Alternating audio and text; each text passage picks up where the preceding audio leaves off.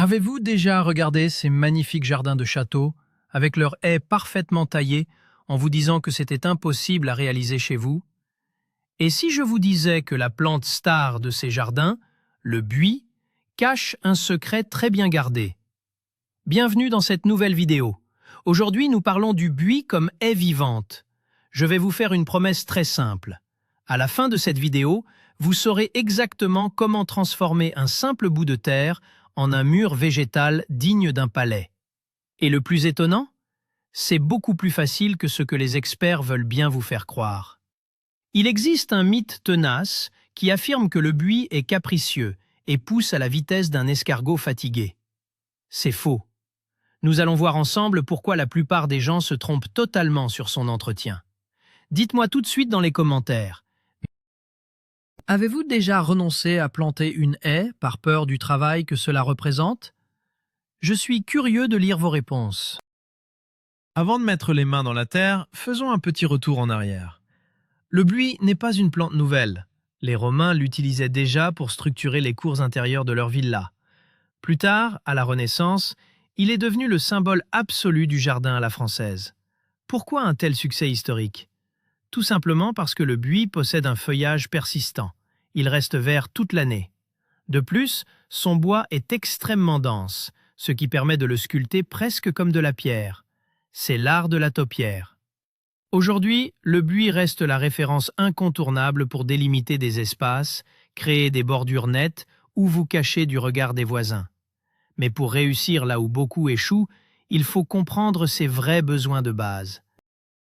Vous pensez que tous les buis se ressemblent? C'est une erreur classique. Entrons tout de suite dans le vif du sujet avec le choix de la variété.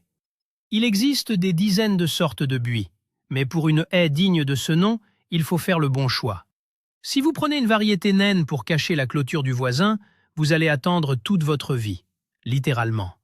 Par exemple, le buis commun, que l'on appelle souvent buis toujours vert, est le champion incontesté pour les haies hautes. Il pousse de manière vigoureuse et forme un mur végétal impénétrable. En revanche, si vous voulez juste une petite bordure élégante le long d'une allée, tournez-vous vers une variété à petites feuilles. Elle pousse lentement et garde une forme très compacte. L'idée de planter n'importe quel arbuste et d'espérer un miracle est un mythe absolu. Votre succès dépend à 90% de ce choix initial. Imaginez que vous achetez un chien de berger pour vivre dans un petit appartement. C'est exactement pareil pour les plantes. Prenez le temps de bien lire les étiquettes. Demandez conseil aux vendeurs. Ne vous laissez pas séduire par une petite plante en promotion sans connaître son potentiel de croissance. Une belle haie commence toujours par la bonne génétique végétale. Et croyez-moi, cela vous évitera bien des frustrations dans les années à venir. Parlons maintenant de l'étape cruciale, la plantation. Beaucoup de jardiniers débutants font un simple trou, jettent la plante dedans et croisent les doigts. C'est la garantie d'un échec cuisant. Le buis déteste avoir les pieds dans l'eau. Si votre sol est lourd et argileux, l'eau va stagner et les racines vont pourrir. Pour éviter cela, la règle d'or est de créer une tranchée continue.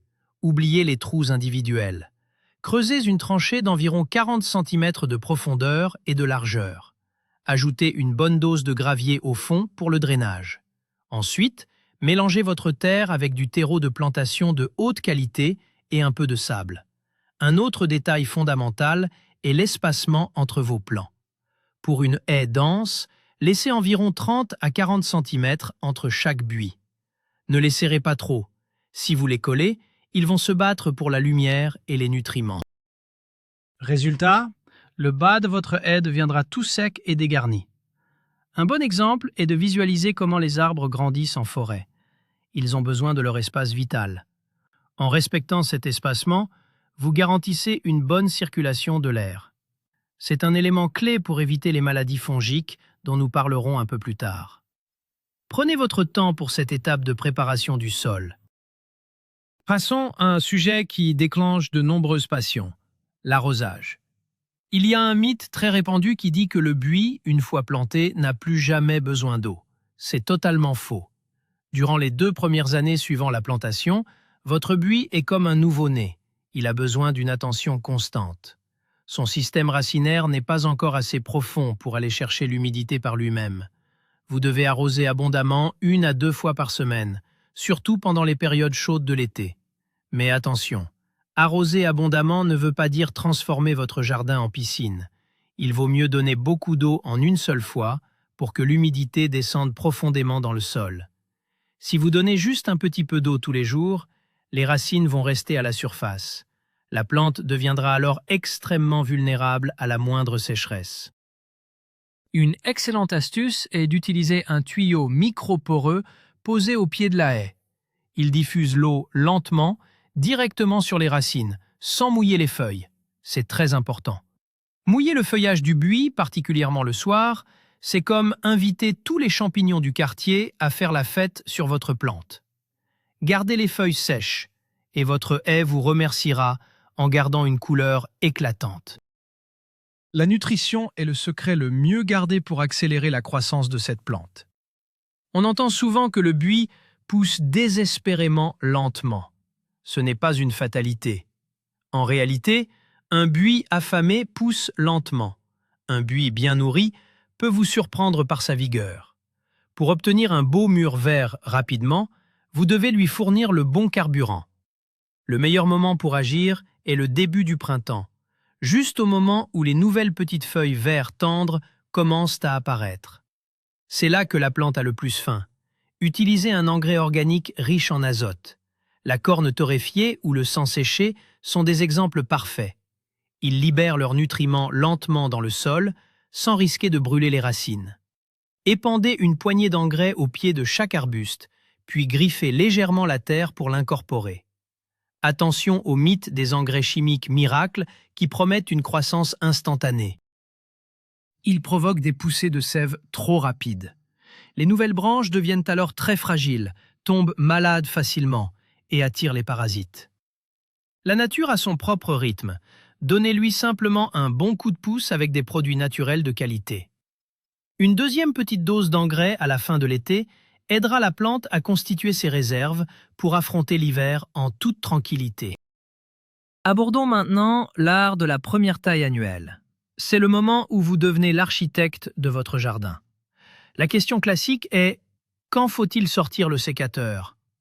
Oubliez l'idée de tailler en plein milieu de l'été sous un soleil de plomb. C'est le meilleur moyen de brûler le feuillage. Les feuilles coupées vont roussir et votre belle haie verte aura l'air d'avoir pris un mauvais coup de soleil. La période idéale se situe vers la fin du mois de mai ou au début du mois de juin. Pourquoi? Parce que la première grande vague de croissance du printemps est terminée. Les nouvelles branches sont formées, mais elles sont encore assez tendres pour être coupées facilement. Voici un détail crucial que beaucoup ignorent. Choisissez un jour nuageux pour tailler. L'absence de soleil direct permet aux plaies de coupe de cicatriser en douceur. Un bon exemple pour comprendre, c'est notre propre peau. Vous n'iriez pas vous exposer en plein soleil juste après une opération de chirurgie, n'est-ce pas? Pour le buis, c'est la même logique. En taillant à cette période précise et avec la bonne météo, vous encouragez la plante à se densifier de l'intérieur. De nouvelles petites pousses vont combler les trous. C'est ce geste simple qui transforme un arbuste banal en un véritable mur d'intimité bien épais et robuste. Pour garder une forme géométrique parfaite, une seule coupe par an ne suffit généralement pas. C'est là qu'intervient la taille d'automne. Prévoyez cette deuxième intervention vers la fin du mois de septembre ou le début du mois d'octobre. Cette coupe sert à nettoyer la silhouette avant l'arrivée de l'hiver. Mais parlons un instant du matériel. C'est un point absolument non négociable. Vous devez utiliser des outils parfaitement aiguisés et propres. L'utilisation d'une vieille cisaille rouillée qui écrase les branches au lieu de les couper est une catastrophe. Une coupe nette cicatrise vite. Une branche écrasée devient une porte d'entrée grande ouverte pour toutes les maladies. De plus, voici une règle d'or pour la prévention sanitaire. Désinfectez toujours les lames de vos outils avant de commencer. Et même entre chaque arbuste, si vous savez qu'une maladie traîne dans le coin. Un simple chiffon imbibé d'alcool à friction suffit. Imaginez un chirurgien qui utiliserait le même scalpel non lavé sur plusieurs patients. Le résultat serait désastreux. En adoptant cette habitude d'hygiène avec vos outils de jardin, vous allez sauver votre haie de nombreux problèmes invisibles à l'œil nu. Prenez soin de vos lames, elles prendront soin de votre haie. Il existe un énorme mythe concernant la forme que doit avoir une haie parfaite. La plupart des gens essaient de tailler leur buis de manière strictement verticale, comme un mur de briques. C'est une erreur de conception majeure. Si votre haie est parfaitement droite, ou pire, plus large en haut qu'en bas, la partie inférieure va manquer de lumière. Peu à peu, les feuilles du bas vont tomber, et vous vous retrouverez avec une haie complètement dégarnie au niveau du sol. C'est très inesthétique. Le secret des grands paysagistes est de tailler la haie en forme de trapèze. Concrètement, la base de la haie doit toujours être légèrement plus large que le sommet. Les parois doivent être légèrement inclinées. De cette façon, les rayons du soleil peuvent baigner l'intégralité du feuillage, de la pointe jusqu'au ras du sol. Pour réussir cette forme sans avoir le compas dans l'œil, utilisez des cordelettes tendues entre des piquets. Servez-vous d'un niveau à bulles pour vérifier votre alignement. Ne taillez jamais à l'instinct si vous débutez. Le guide visuel de la corde est votre meilleur ami. C'est ainsi que les jardiniers du château de Versailles procèdent pour obtenir ces lignes immaculées. En appliquant cette technique du trapèze, votre haie restera touffue et verdoyante de haut en bas pendant des dizaines d'années. L'hiver approche et vous vous demandez s'il faut emmitoufler vos plantes? C'est le moment de détruire un autre mythe. Le buis ne craint pas le froid. Il peut supporter des températures négatives très basses sans broncher. En réalité, le véritable ennemi hivernal du buis, ce n'est pas le gel, c'est le poids de la neige. Si de fortes chutes de neige recouvrent votre haie, le poids accumulé peut écarter les branches de manière irrémédiable, ou même les casser. Si votre région est sujette à la neige, la solution est simple. Dès qu'il neige abondamment, sortez avec un balai à poils souples et secouez doucement la haie pour faire tomber le manteau blanc. N'attendez pas que la neige gèle et se transforme en glace. Un autre danger silencieux de l'hiver est la sécheresse. Oui, vous avez bien entendu.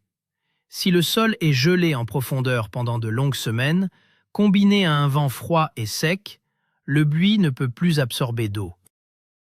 Ses feuilles vont se déshydrater et devenir orange ou marron. Pour éviter cela, profitez des journées de redoux hivernales, quand la température passe au-dessus de 0 degré, pour arroser légèrement au pied de la haie. C'est un geste d'entretien minimal qui fera une différence spectaculaire au retour du printemps.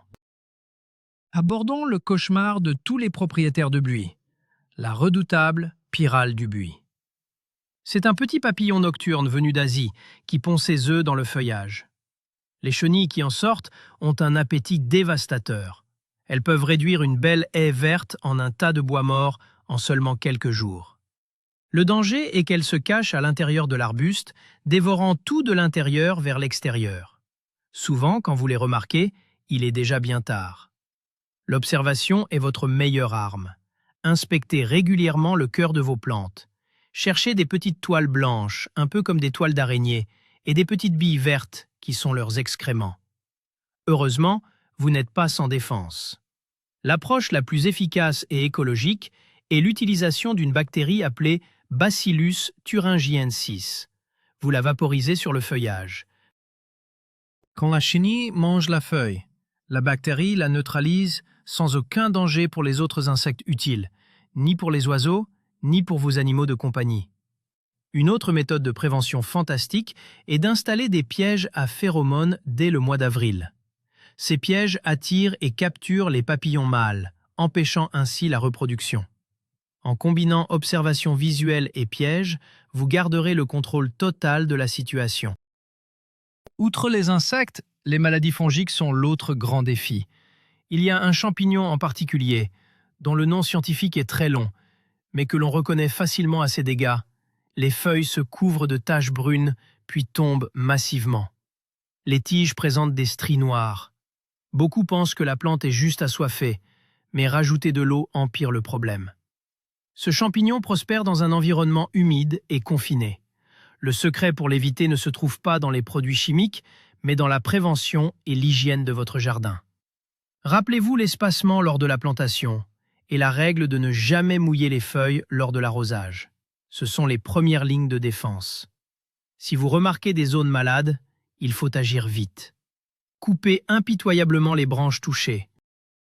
Surtout, ramassez soigneusement toutes les feuilles mortes tombées sur le sol, car le champignon y survit tout l'hiver pour attaquer de plus belle l'année suivante.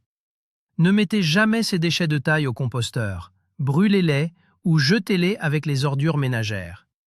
En garantissant une bonne circulation de l'air et en maintenant le sol propre, vous créez un environnement hostile pour les maladies fongiques, tout en préservant la santé naturelle de votre haie. Pour protéger le sol et maintenir une humidité parfaite, le paillage est une technique incontournable. Mais attention, on ne met pas n'importe quoi au pied d'un buis. Il existe un mythe selon lequel les écorces de pin sont idéales pour tous les arbustes. C'est faux pour le buis. Le buis aime les sols calcaires ou neutres. Les écorces de pin, en se décomposant, vont acidifier le sol, ce qui déplaît fortement à notre arbuste. Oubliez également le paillage minéral, comme les petits graviers blancs décoratifs. Ils réverbèrent la chaleur du soleil en été et cuisent littéralement les racines situées en surface. La meilleure solution est d'utiliser un paillage organique riche, du compost bien mûr mélangé à des feuilles mortes broyées ou du bois raméal fragmenté feront des merveilles. Étalez une couche d'environ 5 cm d'épaisseur sous toute la haie. Ce paillage naturel va agir comme une éponge. Il retient l'eau lors des pluies et la restitue lentement pendant les jours secs. De plus, en se décomposant tranquillement, il va nourrir la terre et attirer les vers de terre qui aéreront le sol pour vous. C'est une véritable boucle écologique. Veillez juste à laisser un petit espace libre d'environ 5 cm autour du tronc principal pour éviter que l'humidité constante ne fasse pourrir l'écorce à la base. Que faire si vous héritez d'une vieille haie de buis complètement dégarnie, avec d'énormes trous et du bois mort? Faut-il tout arracher et recommencer à zéro?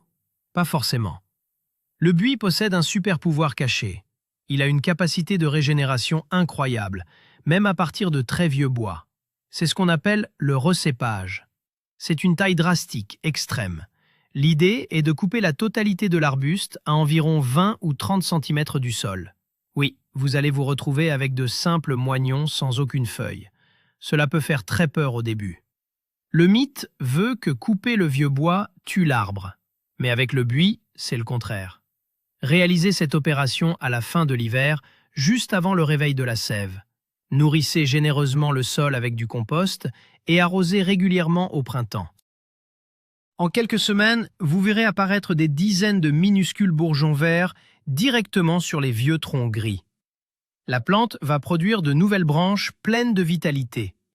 Bien sûr, il faudra patienter 2 ou 3 ans pour retrouver une vraie hauteur de haie. Mais cette méthode est gratuite.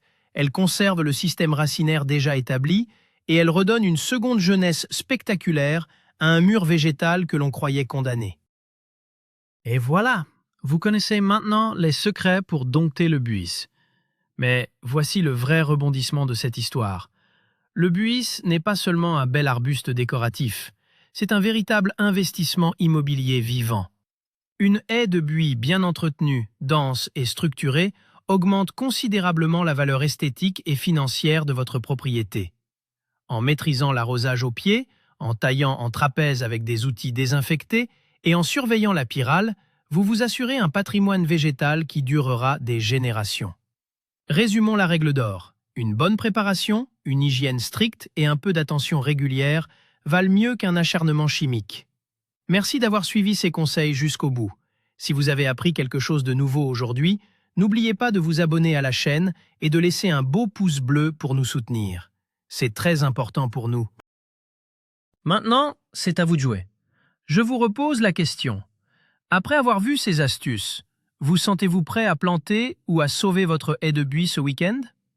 Laissez votre réponse et vos questions dans les commentaires juste en dessous. Je lis absolument tout. À très bientôt pour de nouvelles découvertes au jardin.